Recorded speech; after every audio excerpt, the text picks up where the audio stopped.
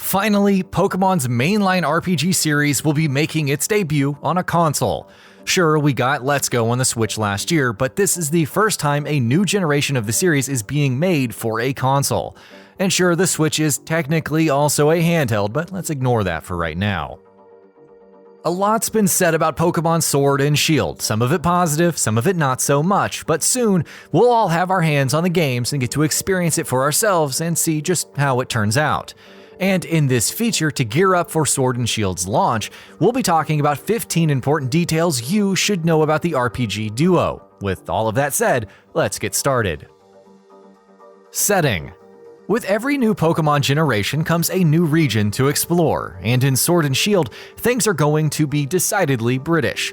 This time, we'll be exploring the Galar region, which takes inspiration from the UK the way Kalos took cues from France and Alola took cues from Hawaii. We've seen industrial cities, quaint towns, and some vast rolling plains already, so here's hoping we get to see a lot more environmental diversity in the game. Wild Area. The biggest change that Galar is offering up is one that's bound to excite Pokemon fans the most, the Wild Area. For years, we've been begging for a more open, exploration-heavy Pokemon title, and as the series has become more and more linear and handholdy over the years, these demands have only become louder. With the open-world Wild Area, Sword and Shield are giving into these demands. Game Freak haven't talked about how large this environment will be and what its structure will be like, but if it's executed properly, it could elevate Galar's quality as a setting immensely. Wild Pokemon Battles. The Wild Area will also feature dynamic weather, such as thunderstorms, sandstorms, rain, and snow, which, as you can imagine, will change up what kind of wild Pokemon you run into. Meanwhile, wild Pokemon battles are also seeing some other changes. Pokemon will still often appear in the overworld like they did in Let's Go, though there are also random encounters in tall grass in the game. But what's interesting is that the former won't necessarily always appear in tall grass. They will also have varying behavior, with some running away from the player and others chasing after you. Finally, players will also be able to lure wild Pokemon by whistling or approach shy Pokemon that would ordinarily run away by walking toward them slowly. Team Yell. Of course, with a new Pokemon generation also comes a new antagonistic organization, barring Gold and Silver, of course. So who are the bad guys this time? Well, Team Yell will take on that role in Sword and Shield. What exactly is their deal? Well, they're hooligans. They're rabid fanboys and fangirls of Marnie, a very popular competitive Pokemon trainer in the Galar region. Their deal is quite unique as far as Pokemon criminal organizations go, so it should be interesting to see what role they play in the story. Starters. But enough about new teams and new regions, because the thing that matters the most with any new Pokemon game is the new Pokemon themselves. And the new starters are probably among the most important new Pokemon with every new generation. Sword and Shield will, unsurprisingly, go with the Fire, Water, Grass starter trio once again. There's the Fire-type energetic rabbit Scorbunny, the Grass-type mischievous monkey Grookey, and the Water-type timid lizard Sobble. As always, there are, of course, no right or wrong answers when it comes to which of the three is the best, but if you don't think Sobble is the best, you're obviously wrong. New Pokemon. The starters are just the beginning when it comes to new Pokemon being introduced with the Galar region. Game Freak haven't mentioned how many of these they'll be adding to an already ridiculously long list, but they have released quite a few of them. There's the Flying Steel type Corviknight, the Water Rock type Dreadnought, the Grass type Eldegoss, the Normal type Wooloo, the Flying Water type Cramorant, the Ghost type Poltegeist, the Electric Dark type Morpeko, the Steel Dragon type Duraludon, the Rock type Roly-Poly, the Electric type Yamper, and the Dark Fairy type Impidimp. And let's not forget the evolution of Farfetch'd, the Fighting type Sirfetch'd, who will be exclusive to Pokemon Sword. Sorry, Shield owners. Galarian forms. With Pokemon Sun and Moon, Game Freak introduced a very interesting form of Pokemon evolutions, well, sort of evolutions, Alolan forms. These were Alola-specific forms of older Pokemon, offering up new takes on classic beasts with a new look and new types. That will continue in Sword and Shield with Galarian forms, and a couple of these have already been revealed. Weezing, for instance, is a poison fairy type in Galar, and has plumes of smoke for mustaches and wears an elongated top hat that also acts as chimneys. Then there's Galarian Zigzagoon, a dark normal type who evolves into Linoone, who also has a Galarian form with that same type matchup.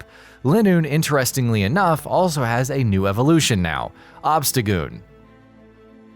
Legendaries. When it comes to new Pokemon in new generations, nearly as important as the starters are the legendaries. And while we don't know the full list of legendaries that will be appearing in Sword and Shield, we do know what that primary duo is. Both of them are dogs. Zacian is straight out of Dark Souls and holds a sword in its mouth.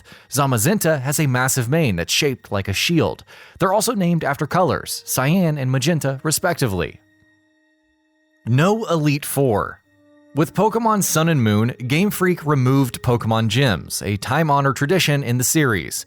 Sword and Shield are bringing gyms back, but in turn are removing the Elite Four. So what the heck is the conclusion to our journey even going to be? Well, trainers in the Galar region take on the Gym Challenge, and once that challenge has been completed, they get to participate in the Champion Cup.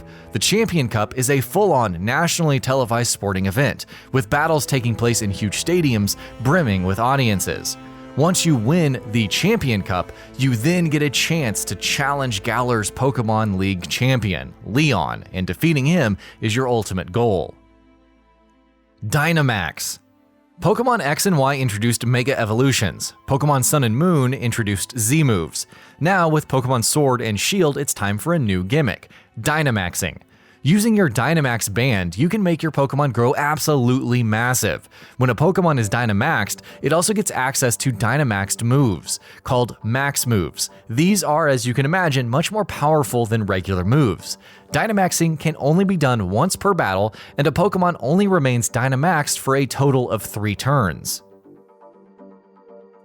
Gigantamax. Dynamax is something that any regular old Pokemon can do. Hell, even Cascoon can do it, if it's in the game, that is. But there's something even more ridiculously over the top than Dynamaxing in Sword and Shield. It's called Gigantamaxing, and only a select few Pokemon species can do this. Gigantamax not only increases a Pokemon's size, it also changes their appearance. It functions a lot like Mega Evolutions do in that regard. So far, Dreadnought, Corviknight, and Alcremie have been confirmed to have Gigantamax forms. Gigantamaxed Pokemon also have access to even more powerful moves, called G-Max moves.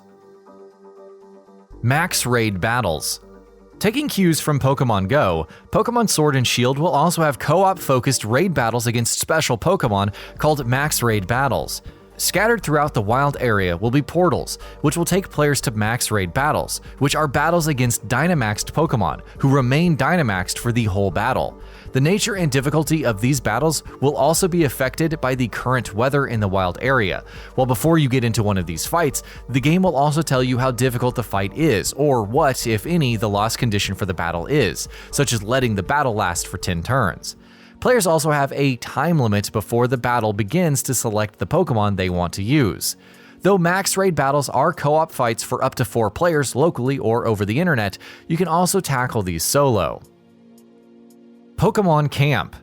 Similar to partner play in Let's Go, Pokemon Refresh in Sun and Moon, and Pokemon Ami in Omega Ruby and Alpha Sapphire, Pokemon Sword and Shield will also allow you to interact more directly with your Pokepals outside of battle with a new feature called Pokemon Camp. At any time, you'll be able to set up camp, where you'll be able to just sit back and watch your Pokemon player or interact with each other, or even be able to play and interact with them. In Pokemon Camp, players will also be able to make curries, of which there are over 100 different kinds, using ingredients and berries that you found, similar to Diamond and Pearl's cooking minigame. Finally, players will also be able to connect with other players' Pokemon camps through local or wireless play. Pokejobs. Another new feature in Pokemon Sword and Shield is Pokejobs. These are activities that players will be able to take on at the request of corporations and universities who are looking for help with various jobs and assignments, such as assisting in construction or cooking. Jobs will often have different requirements for Pokemon types, and completing these jobs will net players with experience points for the Pokemon taking part and might also yield rare items. Autosaves. Pokemon Sword and Shield will have an autosave function, which is a first for the series. Yes, in the year 2019. A lot of Pokemon fans actually prefer not having autosave in Pokemon games to help with stuff like catching legendary Pokemon. And since resetting a Switch is harder than resetting a 3DS, many such fans will obviously be disappointed that autosave is a thing in Sword and Shield. Don't fret too much though, because it's totally optional and you can turn it off whenever you want. And that about does it for this video. If you enjoyed what you watched and want to see more from Gaming Bolt, you can always hit that subscribe button and turn on the bell icon next to it. That way you will never miss any of our videos.